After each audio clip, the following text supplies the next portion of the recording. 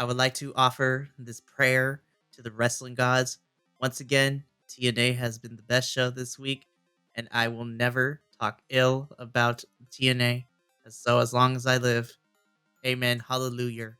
Higher! I'm just waiting for the lightning to strike me to be blasphemous as I am.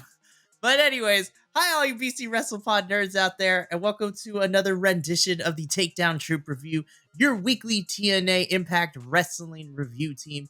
It is a two-man team tonight, unfortunately, as we are down one host. That is okay, because myself and my other co-host, Andrew, are going to be holding down the fort, and we're going to give twice the amount of energy. It's going to be great. I'm so happy that we're back to TNA because I was so upset that we didn't get to review last week, though some of us were doing, we were all doing important things. I was holding down a convention with some other folks. Andrew was being, living life. How dare he? But before we get into this week's episode, I have to say that main event was probably the funnest thing I have seen in recently across any promotion. I was like, how does a 16% work? And somehow they managed to make everybody have time in that match, and everybody looked great in this match. And I found it funny that our challenging team were all faces except for Steph. Yeah. Well, and then you had mostly heels except for Jordan and Laredo. I feel like he's kind of turning, but sure, Jordan. Yeah. I think something else that really helped that match work was the fact that everybody wrestled everybody like they talk about in TNA, and it worked. Everybody looked great. It was fun, and you never really thought about it. You just watched wrestlers wrestle. Oh, also, Andrew would get a kick out of this, but here's an exclusive. So JVL and Jesse had to go home earlier that Sunday evening, so that allowed Adolfo and myself to just hang out for the rest of the evening. And I was watching TNA, and so he just kind of plopped up on the couch next, and we just watched it, and I ended up showing him 3 matches as the starter pack. So I showed him Speedball versus Will at Bound for Glory. I showed him also from Bound for Glory. I showed him the Monsters Ball match with PCO, Rhino, Smacklin, and Moose with thumbtacks and the cinder blocks. Also, he is a big fan of PCO now, which I was like, yes. And then I showed him the triple threat from Hard to Kill, Sabin, Kushida, Vikingo. He said he may or may not be watching TNA now. I'm like, good. Yeah. If you like wrestling, you should be watching TNA. Yes, everybody should be watching TNA. And in fact, spoiler alert, we're going to have a special guest helping me cover Against All Odds in a couple of weeks. JVL will be hopping on for that review because he owes me a favor. Love you, JVL. Just kidding. But without further ado, let's jump right into it. So this episode of TNA opens up with a tag team match. We have The System, your current, tag team champions, Brian Myers and Eddie Edwards, taking on the team of Ryan Nemeth and Broken Matt Hardy. I didn't know what I was expecting with this match, and obviously you could tell that Matt is starting to slow down a little bit, but damn, this match was actually really fun. And I was just like, Ryan Nemeth, you and your brother need to stay here because another promotion doesn't know how to utilize you. Yeah, I'm so happy to see the Nemeth brothers in TNA. They just get a chance to shine. There's not a bloated roster. They're not getting underutilized, and they work so well in the ring. Not even together, but just in general, they're really good in-ring performers. Yeah, I mean, Matt Hardy is really starting to live up to that broken moniker and not the right way. But all in all, it was a fun enough match, but I definitely felt like it was a setup for what kind of happened after the match, which is fine because it's all storytelling, building up for what's to come with, the next big show. So I was okay with that. But yeah, I mean, it was a fun enough match. This was fun. And when I saw this on paper, I was like, okay, I think I know where this is going to go. And sure enough, I was right. However, one thing I always love giving TNA credit for is that even in the most random matches, like when they first announced, we're going to have a first-time champions challenge match where we're going to have all the champions on one team. And then they said all-stars. I was like, ooh, are we going to get like returning folks? Like what's happening? And I was like, oh, this is pretty much all the number 1 contenders and former champions, which made a lot of sense to me. And it ended up working out a lot better than I thought it was going to. One thing I love about TNA is that they use those to advance the storylines, because We'll talk about it when we get backstage with Broken Matt Hardy and some other folks. But that actually comes into play. And I was like, you know what? That kind of logically makes a lot of sense. Consistency in storytelling. Who knew that was a thing in wrestling? But let's just talk about it. The reason why we're here. Ryan Nemeth is about to get the same treatment that his brother did a couple weeks ago with the chair wrapped around his neck. And then I yelled at my television screen with the proverbial unzipping and the girl saying, oh my gosh. Nick Nemeth has returned to the TNA and he has some unfinished business with the system for what they did to him a couple weeks ago, attacking him with the chair. I am so happy to see Nick back in TNA. It's been a couple weeks. I've missed him.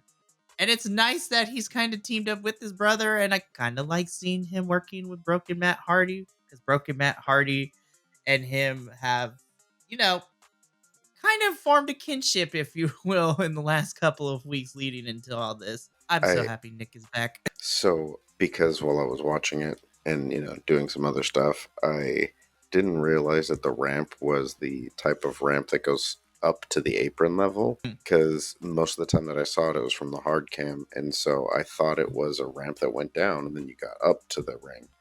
So when Nick Nemeth came running down and dove over the top rope, I had to do a double take because I thought he legit jumped from the ground over the top rope, and I was like, "What the what?" And I think it was because of the That would have been intensity sick. yeah, and I think it was the intensity that he had when he came running down. But yeah, it was super fun, and I gotta say, Moose is such a big dude that he looked even more intimidating wearing a t-shirt because it was just so tight and everything. Yeah, I'm excited to see all of, what we're going to get coming out of this showdown.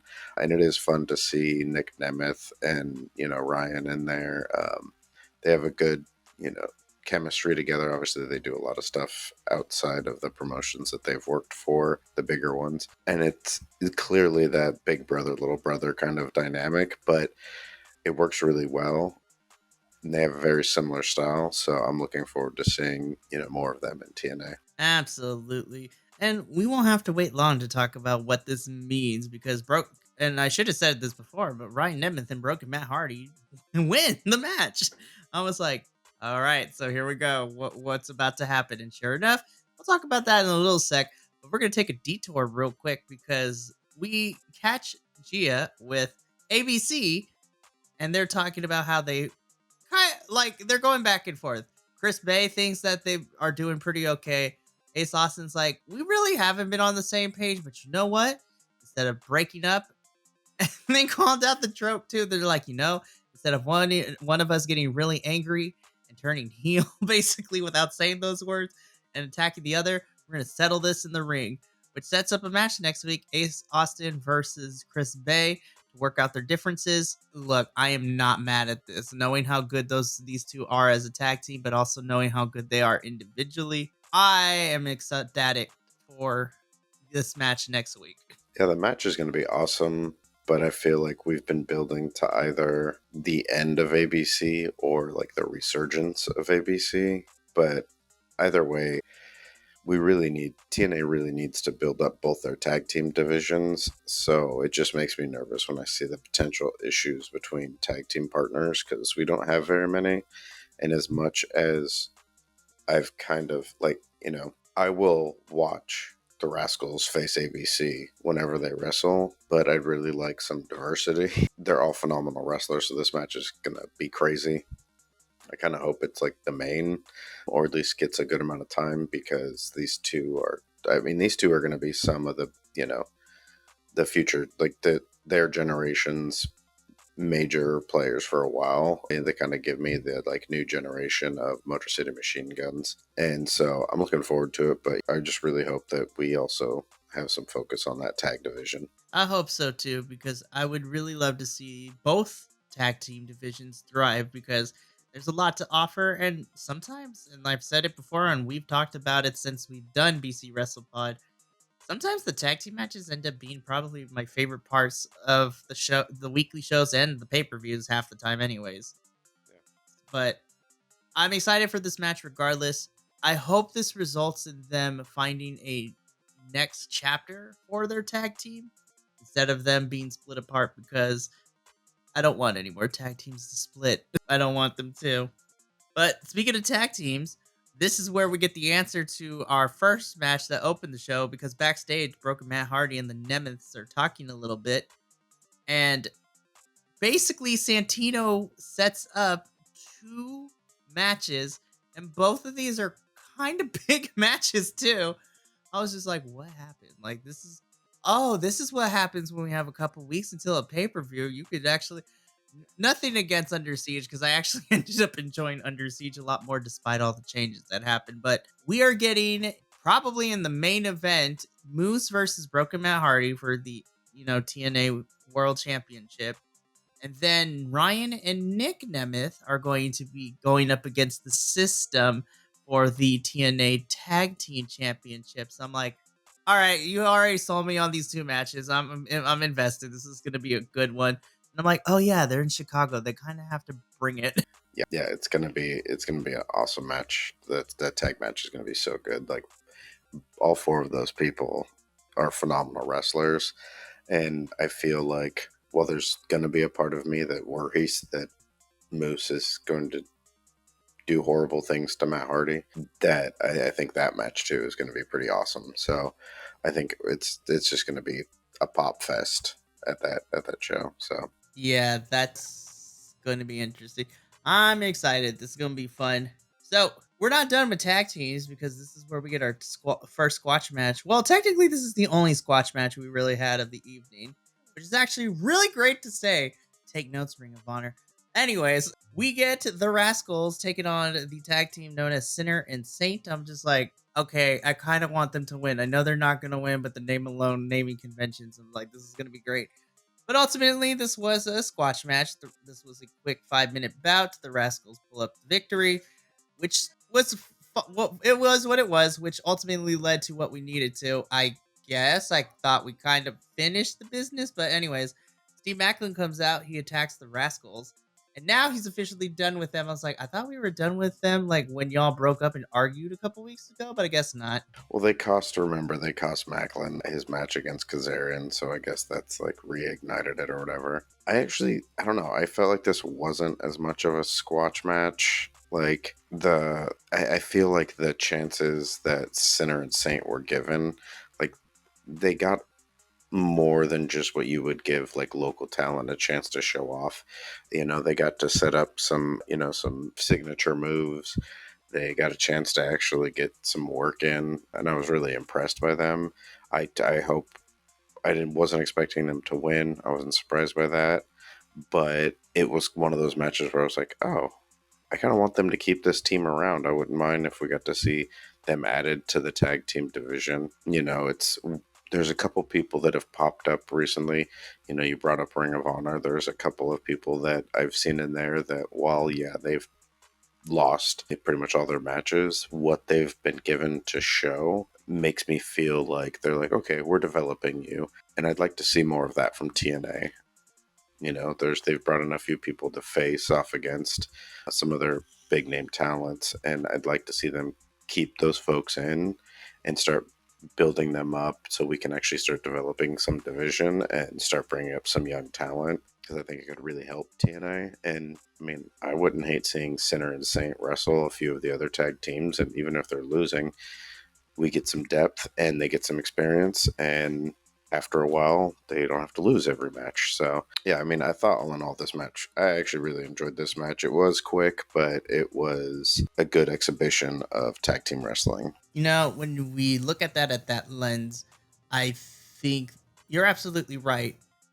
I think what this match ended up doing mostly for Sinner and Saint, but also for the Rascals too, it's an exhibition of what the Rascals can do, but also what the local talent in the area can also do as well. And while not necessarily a younger talent, I agree with you that with the new signees, we should probably start building up. And it seems that's exactly what we're doing because Macklin comes backstage.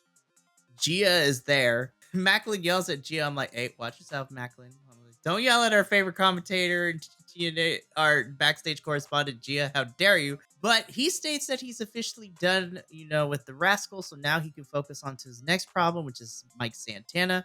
And speaking of which, Mike Santana pops into the frame. this was the most chill that I'm beat the bricks off you in the ring next week. And it's like, all right, I'll see. It's like this was like a coffee date. It's just like, yeah, next week. All right, I'll see you next week. It was like, I'm gonna kill you. And then it was just separated. Though I am not upset. I really enjoyed the match that we got with these two at Rebellion. I am ready for round two, and I hope they get just as much, if not maybe a little bit more time. Look, as one of the few people on this podcast that is half Puerto Rican, I am happy to see that representation. And I'm just happy to see Mike Santana be happy, especially, again, after the Chris Van Fleet interview and then the two-part interview that we got with Tom Hannafan. Just the amount of things that Mike Santana has been dealing with for the last couple of years or so, from his sobriety to, death in the family. Ultimately his daughter was the reason that he got clean. I'm really excited for this next chapter for Mike, and I'm excited to see what TNA does with him. And I mean, I won't be afraid to say it. I would love to see him be a champion because he's even said it that he's getting close to the end of his long and storied career that he's had. And I would love to see him have one more run before he goes off into the sunset. But I'm excited for this Macklin Santana match next week. Yeah, I honestly, I think I kind of feel like because of the Macklin Rascal story, I feel like there might be shenanigans next week in their match, which might set up something for Against All Odds. But when I heard that the Nemeth brothers, the Hollywood Hunks, were going to be challenging for the tag titles, there was a part of me that was like, they could use their names to go after those tag titles. Like TNA could use that to like put some more, energy into the tag team division, because then that would free up the world title chase for Santana. Because I feel like that's right now we've got Nemeth, Santana, Hardy, who could all be going after that world title. And it's nice that when Ali came in, they put him in the X division. It made sense, but he's also taken that. I mean, he has lived up to some of the greatest, X division champions that there have been. Like he treated that title, just like it's a world title, which was phenomenal. But I feel like Santana, you're right, needs to go after that world title. He needs to be in that title picture. So I don't know if that's something like eventually Nemeth is going to get the chance to dethrone Moose. And then once he's done with Moose and the system and all that stuff, then his next big challenge would be Santana. But yeah, I agree. I want to see Santana go after that world title and hold the world title for a while, because I also think he could do the same thing, like really be a phenomenal TNA world champion. Yeah, and I don't like to use this term that often because I want to wait till it's the right moment.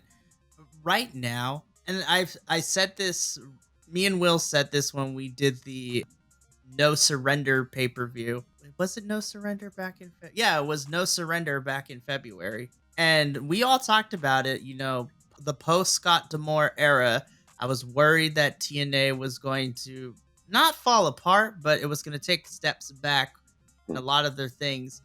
And while I do miss Scott D'Amore's presence, because that man put blood, sweat, tears into bringing TNA and Impact back from the previous owner, which we will not utter their name, thou shalt not be named. I'm really happy to see that TNA is like the land of new opportunities and change.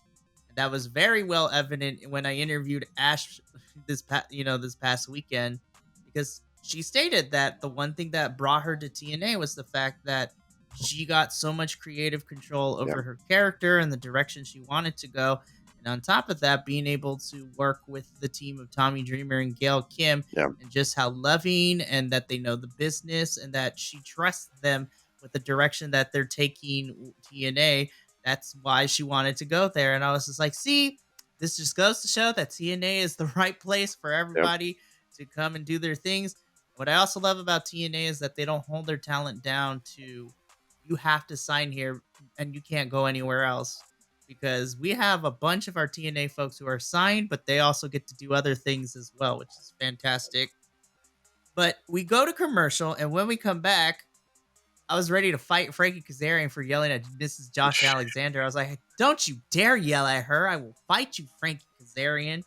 But what this sets up is enough. I was like, dude, is Josh gonna come out? Because I was like, I know Josh is technically out injury for a couple weeks, but don't be talking to his wife, man, like that. He gonna fight you. He gonna beat you up. But Frankie Kazarian, all this served was is that the king of TNA was leaving the building. I was like, all right, Elvis, calm down. I was like, what is this? This Yeah, it was was a so weird. weird. But And then we got this weird overhead continuous shot in the tunnel while Frankie Kazarian was leaving and Cody Deere was walking in. So, Andrew, I want your opinion on this because I've been going back and forth with this whole thing. Because it seemed that Jake was turning heel after last week after he powerbombed Cody Deere. I was like, more aggressive Jake something. I can get behind this. And then the whole culmination of this entire segment into the match, into the aftermath. I'm like, so I guess they're on good terms now. I guess.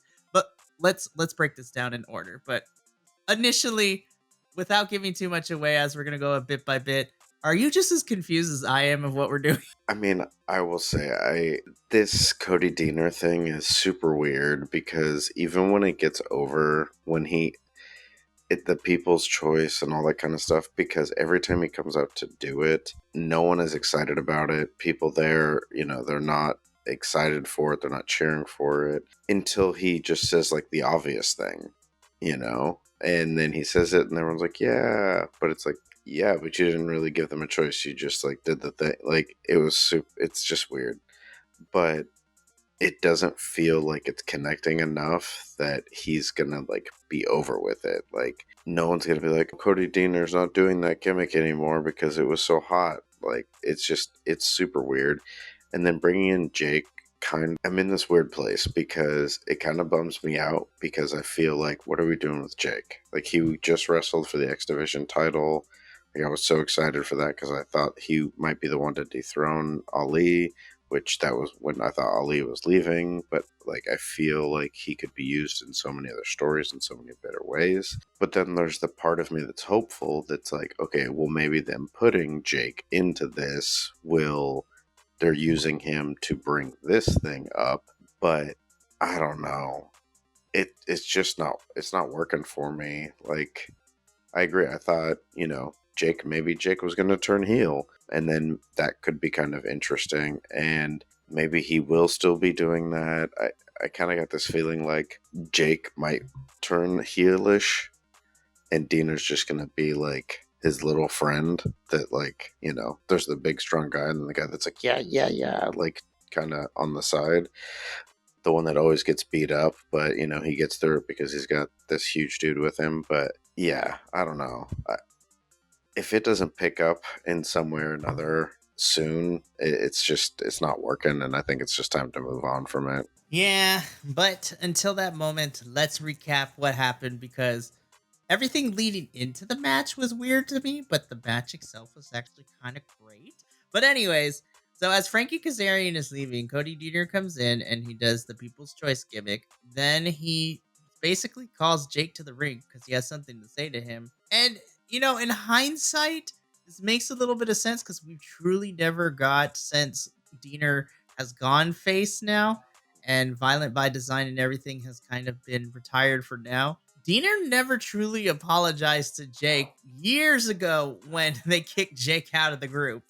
This was like 3-4 years ago at this point, and I was like, oh yeah, that's kind of wild that we never got a real apology. But he calls Jake out. They try to have a tender moment. But then who ruins it but the best people to ruin any kinds of things in terms of tag teams? Because say what you will, jobber, I don't even want to call them jobber, but like tag teams who know that they're there to just wrestle and put over other people is okay with me because I love them. The good hands come out, they interrupt, and they just have punchable faces that you want to punch, but in a good way.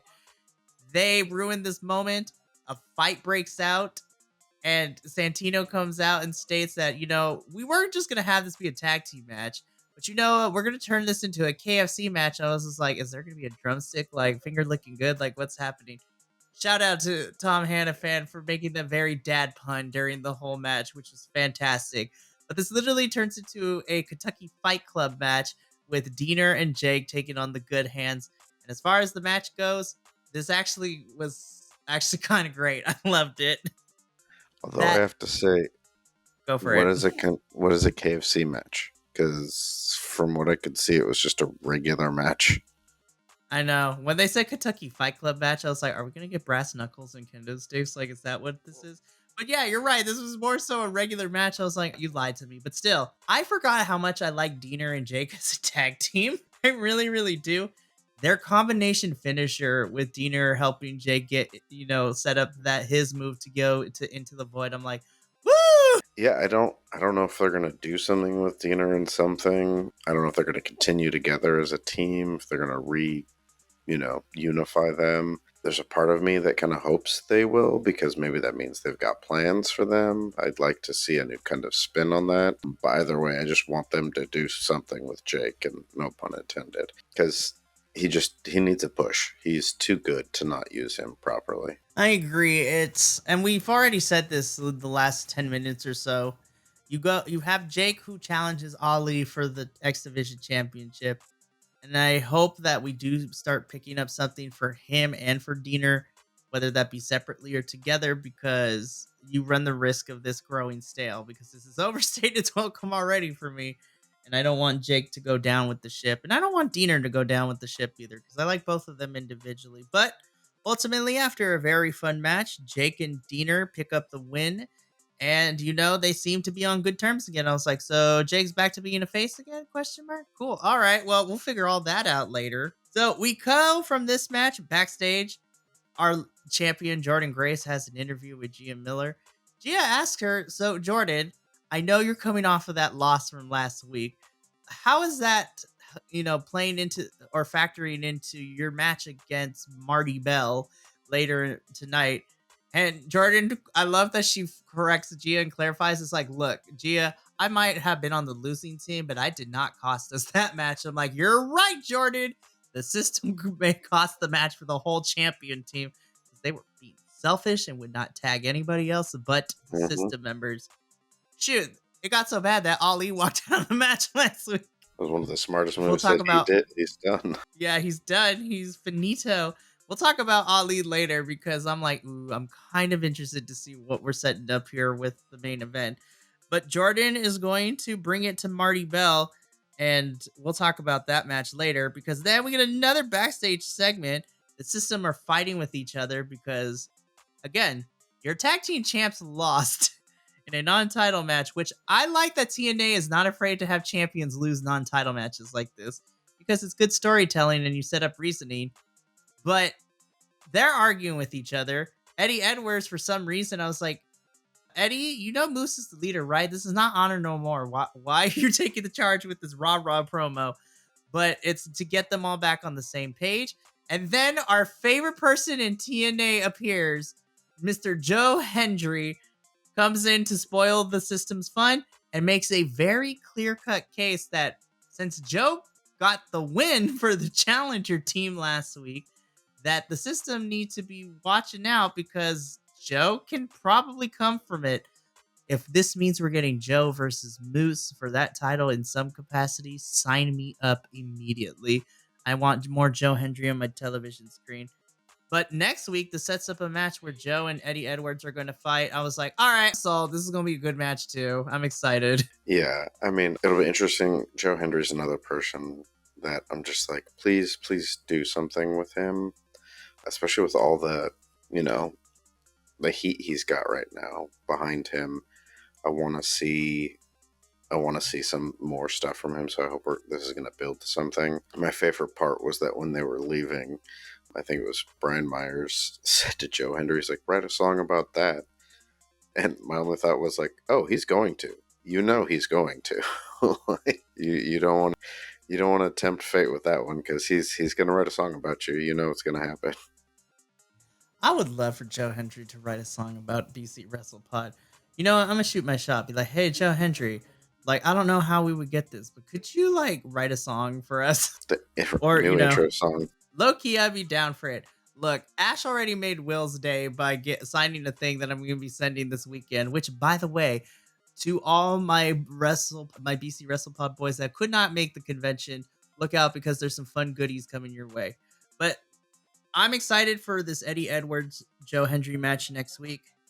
So from here, Andrew, I'm going to be completely honest. Outside of the main event, this was in contention, and I still don't know what my favorite match of the whole evening was, because we get our TNA Knockouts World Championship match, Marty Bell versus Jordan Grace. And all I got to say is, goddamn. Yeah, I will say Good. the Ash by Elegance stand-in was kind of terrifying. It was Just funny. super weird and kind of off-putting, but I love the commitment to the bit.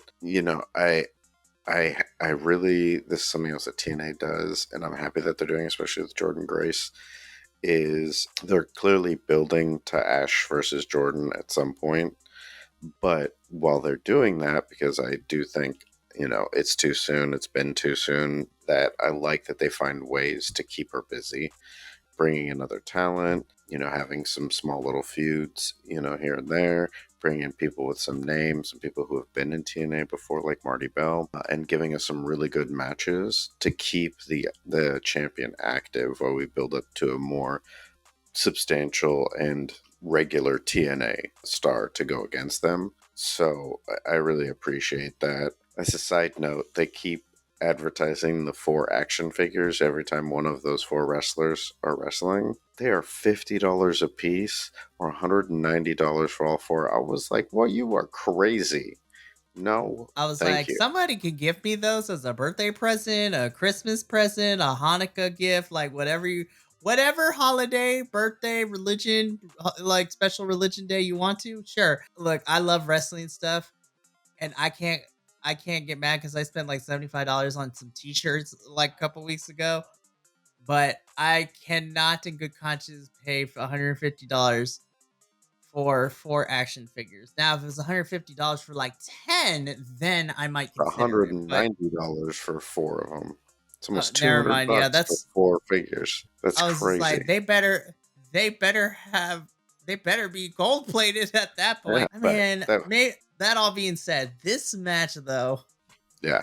Marty is They so. Look, we know Jordan can go, but Marty Bell, girl, like she was fantastic this whole match. And I'm only faintly familiar with Marty Bell's work, and I was just like, by the end of this, I'm like standing ovation. I'm like, oh goodness, I'm so happy the Hex is now in TNA. Like this is what I wanted. But Marty, this was a fantastic showing from her. I need her and Willow to fight immediately. Like that's on my dream list now because they Well, have I a similar forgot. move set. Yeah, I forgot that we had seen Marty Bell recently in Ring of Honor. She had popped up a few times and wrestled some other folks over there. So it's kind of cool to see her like making the rounds and maybe making if not a long term, at least a short term comeback to TNA. Right. Yeah, and seeing the Hex show up, like, I don't know if they're going to be dealing with Jordan Grace, but with the situation of tag divisions, I'm kind of like, can we keep them around? Can we have them go after the Knockouts tag titles? Because, yeah, they'd be a nice little addition to some of the teams that we still have. That is very fair. So, hear me out. You want to hear my really crazy idea for booking? Sure. So obviously with the Hex attacking, so fast forwarding, Jordan does retain the championship, but then Jordan gets attacked by Marty's tag team partner Allison Kay, who also takes the stand-in for Ash by Elegance and whacks Jordan with the mannequin, which was fantastic. By the way, the Hex's finishing move looks devastating as all hell when they hit it on Jordan. It's so beautiful, but here's my crazy idea for booking. So it's right now it's a 2-on-1 situation. So I think, and again, this might be too soon, but this is what I would do. The numbers game could, as much as we know Jordan can kick all the major, but obviously 2-on-1 is still going to be a lot because even though Jordan's a powerhouse, numbers game is always going to work against her. So in order to get this, I think what should happen is that my crazy idea is this, and this is long-term storytelling, short-term, whatever, but the Hex continues to attack Jordan Grace. The other women are just kind of minding their business, doing other things, but we have another woman who's kind of reveling in Jordan Grace's, getting beat up until she herself gets beat up, and then they have a common enemy. Cue a tag team match where the Hex take on Jordan Grace and Ash by Elegance. Really weird tag team, don't know how it's going to happen.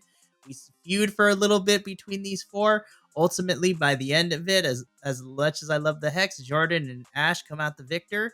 And then that is how you set up finally Ash versus Jordan in some capacity. Yeah, I mean, you could easily set it up as a stipulation. They get a tag team Mm-hmm. match, and if Jordan and Ash win, Ash gets a title shot. Yep. And really, that's the only way I could see Ash working with Jordan is because, look, I don't like you. I want your championship, but these girls beat me up and they beat you up. So let's beat them up together.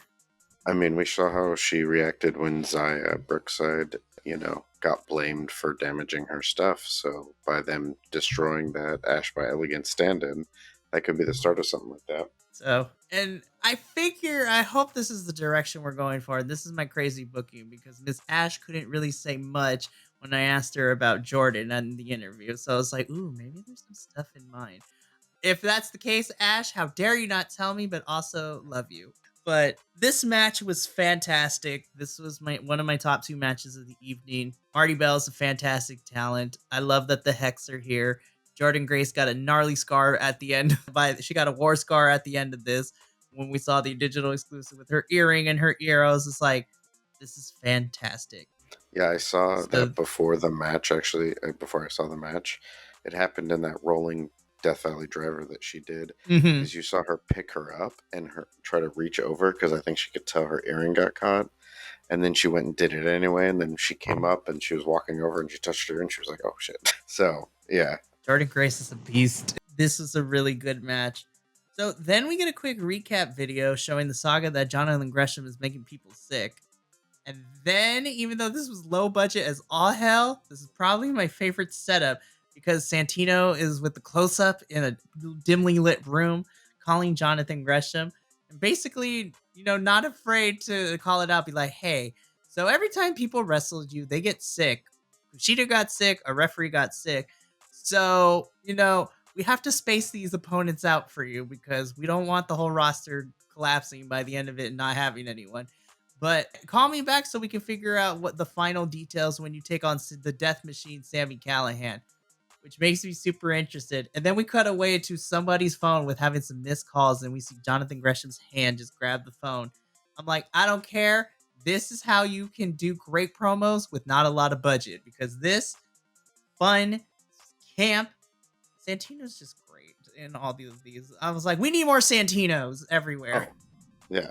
Santino's, he's one of my favorite parts of TNA. And I love that they're playing to the lore in this. And TNA does a really good job with that, playing up their more realistic characters and some of their more fantastical characters. It makes me wonder if we're going to see some effects on Santino, because remember, Santino was the first person who got touched by the ink when they had their little interview, and he had to go wash his hand off. And I also kind of wonder, are we going to see some kind of faction kind of start happening where people who got inked by Jonathan Gresham start turning?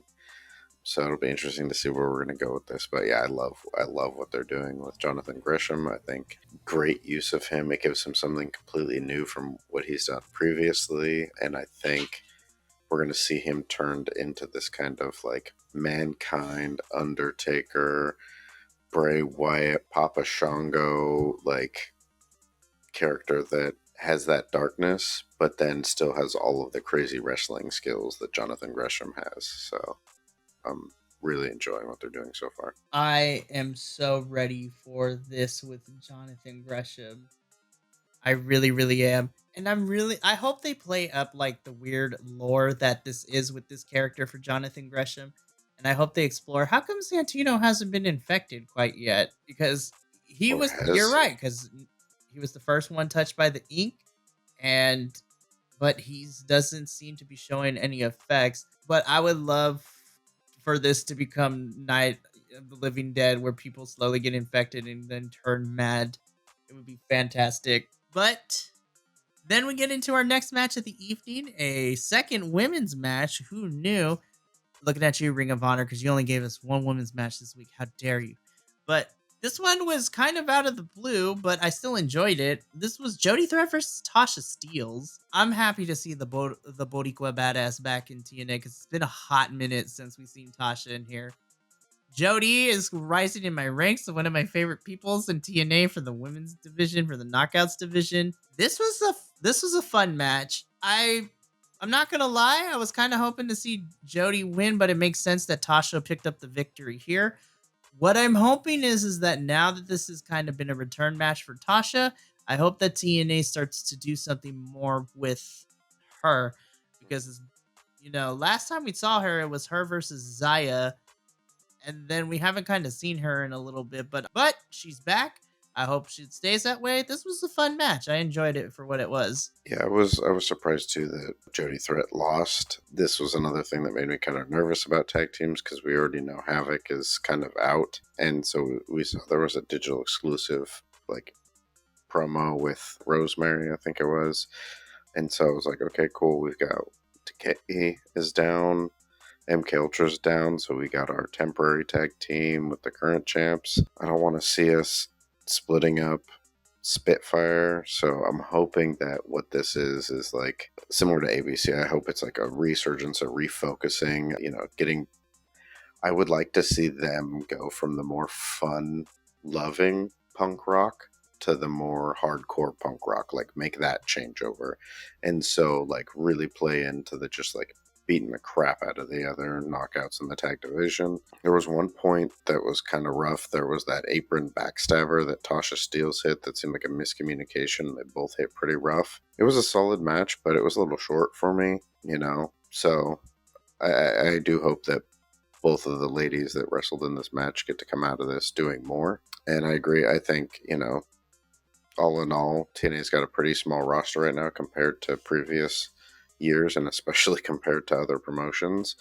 So I'd like to see them use the people that they do have wisely. But yeah, it was a solid match. And my biggest hope, like I said before, is I hope that Tasha gets more TV time because we have a lot of good knockouts in the in the knockouts division. I just want to start seeing them more. Especially, I want to see some newer matchups between our new signees and the knockouts that have been there for a little bit. Before we get into that, because I don't know about you, but I'm excited by one thing we got told during the bumpers because I have missed her presence in TNA the last couple of months. But before we get into that, after this match, we have a quick vignette. I think we are getting Romeo and Juliet with PCO and Steph DeLander. And I don't care what nobody says, I'm here for it. Because we just get PCO yelling Steph's name over and over again. Honestly, like for the first half of this, I thought he was yelling stuff. Like stuff. So yeah, I love our French Canadian monster. It's gonna be ridiculous. It's fun. It'll be fun to see what they're gonna do. It does make me happy that also means Steph DeLander is gonna be in TNA, at least if she's just popping up here and there. Because again, she's another good addition to the roster. I've been enjoying everything, and I am actually, not to say that I like that he got injured, but I love that TNA still went through with what they were going to plan. They just substituted Matt with Con, and it still's worked. But I cannot wait whenever Matt gets healed and the TNA wants to revisit it. I am looking for the rematch between Jordan and Matt in some capacity. It's going to be fantastic. But in the meantime, I'm excited for this PCO Steph DeLander weirdness storyline that we're getting because we need good camp in our wrestling, and this is what I want. So then we got to talk about this first class backstage segment because they talk about how they were eyeing all the champions, and they said that they finally decided which champion they're going to go after. And then we get cut into the bumpers. So I was like, oh, you cheeky bastards. I was like, how dare you, TNA? But then as they were listing this, I was like, oh, okay, so you're going to go after Laredo Kid. That's like, if anything, because we still have unresolved tension. We have still unresolved things between First Class and Joe Hendry. I was just like, they're going to go after the Digital Media Championship. Either Rich Swann or probably AJ Francis is going to take the title from Laredo. And then we're going to feud with Joe Hendry, which I'm here for. I am. The only thing I don't like is that Laredo Kid was not even a good transitional champion. This boy has had the title for like 2 weeks. You made me fall in love with him with his interview that he had with Tom Hannafan and learning that he almost died. And then you're going to take this title away from him, TNA. How dare you? And then where's Crazy Steve been? Yeah, what's up with that? I hope nothing bad happened with Crazy Steve because I know his eyesight's degenerating and he's gonna go blind eventually. I just hope that we're not there yet because I want to see more of Crazy Steve. I miss Crazy Steve on my television. I'm pretty sure that TNA released a graphic for one of their upcoming tapings, and it had AJ Francis versus Laredo Kid for the digital media title. So, oops. Laredo Kid, we hardly knew you as champion. I love you, man. This is not the way. honestly, But though, it makes sense. yeah, Putting it the title does. on AJ Francis makes sense, especially that title. And if they want to revisit the Joe Hendry versus First Class feud, that also makes sense. And the digital media title is another title where I'm like, that you could do just as much with that as you do with the X Division title. Like, there should be a whole other division of people that are going after that. And I think there's a swath of people that could be in that title contention, especially because it's technically a genderless title. So, like, you can have women going after it, men going after it, everybody can go after that title. And so there's all of the people who are not in the contention for all the other belts because it's kind of that outlier title. And so I would love to see, so them do some interesting stories with it. So I'm interested with it. Let's see where it goes. Yep, I 100% agree with you right there. So then we get our bumpers for next week. So everything that we're going to be getting. So Chris Bay versus Ace Austin. We're going to get a sit down interview by Gail Kim with Giselle Shaw. I've missed Giselle so much on TNA television screen. I need my icon to be back on my television screen. By the way, a couple weeks ago, Andrew was the one who kind of liked it first, but I loved her like newspaper ring gear thing she was having on as a return.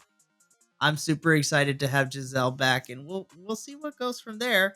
But now, strapping kids, Andrew, we gotta talk about this main event because them boys, these boys, once again, just like Marty Bell versus Jordan Grace, the best way I could sum up this match is goddamn. Holy crap. This was my match of the night. Yeah, it was my match of the night too. Yeah, you look up the definition of hard hitting match, and that was this match. Like, and the fact that they're tag team partners going at it was pretty crazy.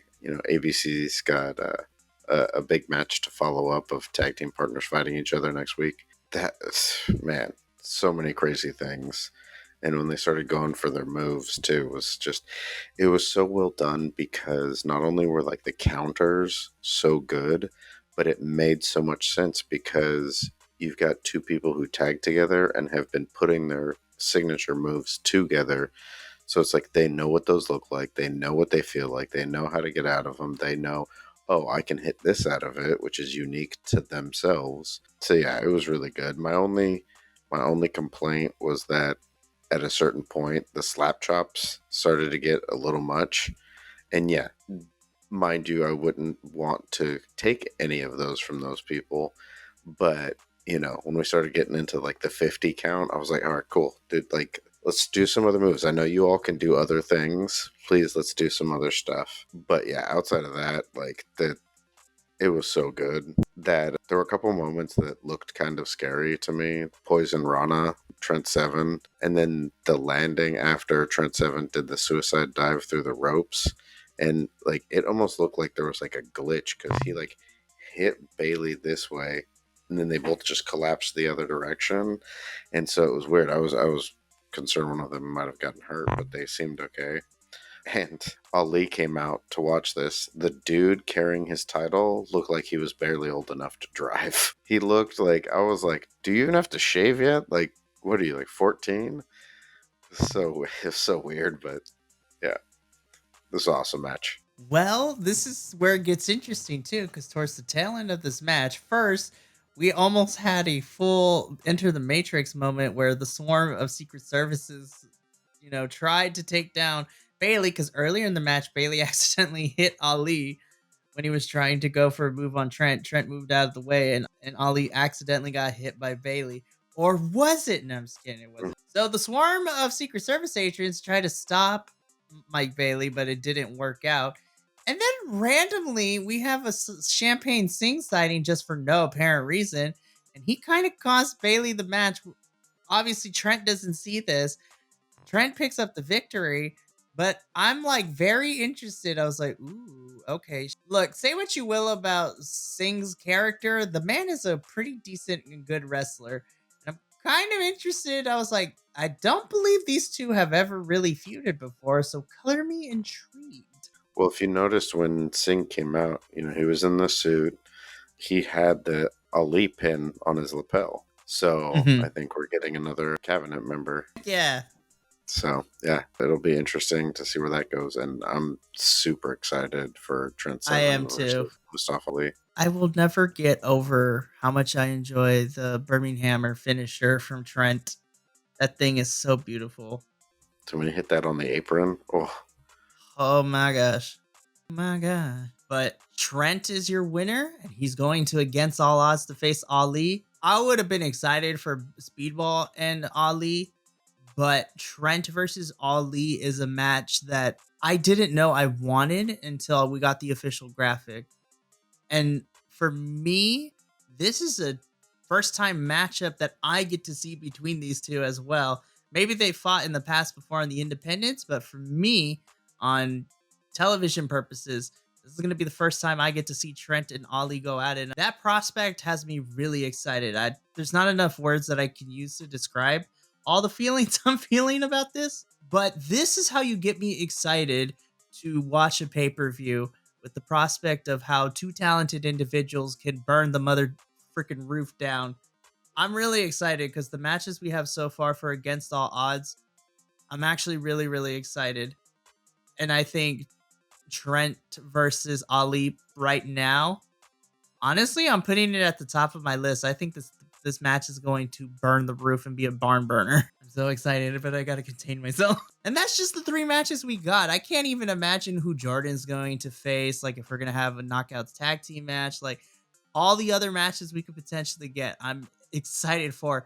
Low-key, I kind of want Macklin and Santana to have like a barn burner too at Against All.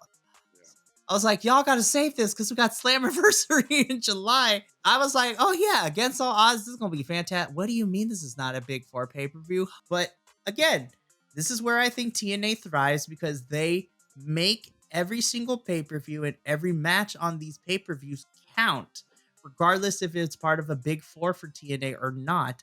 And honestly, I'm not afraid to say this. I think TNA is my number one when it comes to consistency within the pay-per-views because there's not been a pay-per-view I have not liked from TNA this year so far. Yeah, and even when the build-ups are not great, the pay-per-views Under Siege ended up being good, and we had 2 weeks to build to that. Well, and someone got taken out of the card and it completely jumbled like half the card. But even before they went back to TNA, when they were still Impact at the end of last year, there were multiple cards that were like the buildups were like, I don't know, I'm not super excited about it. I'm not super excited about it. And then when we watched it and talked about it afterwards, it was like, dude, that pay-per-view was amazing. So yeah, they always deliver. The process to get there might not always be the cleanest, but when it comes time for the actual shows, it's always a lot of fun and super exciting. Agreed. Well, Andrew, we've come to the end of this week's TNA. We are on the road to Against All Odds, so let's do what we always do here, and let's give our final empanada ratings. I'm going to give this a solid 8 out of 10 empanadas for me. I thought this was a really strong episode of TNA, and post Under Siege, they've done a really good job of putting in the groundwork to build up to Against All Odds. And, even though we couldn't review it last week, coupling last week's main event and everything that happened last week's episode with this week, I'm stoked for Against All Odds.